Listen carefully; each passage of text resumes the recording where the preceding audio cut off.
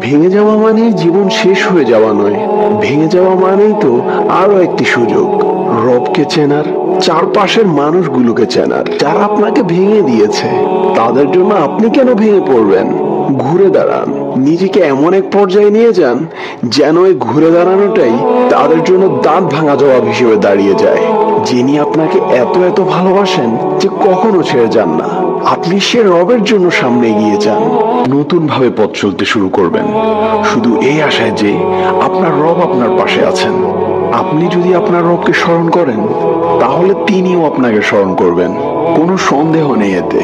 তাই কোনো সংকোচ ছাড়াই আল্লাহর উপর তাওয়াক্কুল করে এগিয়ে যাওয়া আপনার জন্য কল্যাণকর। ভাঙা হৃদয়কে জোড়া লাগানোর জন্য আল্লাহই যথেষ্ট। যে আল্লাহর উপর ভরসা করে তার জন্য আল্লাহই যথেষ্ট।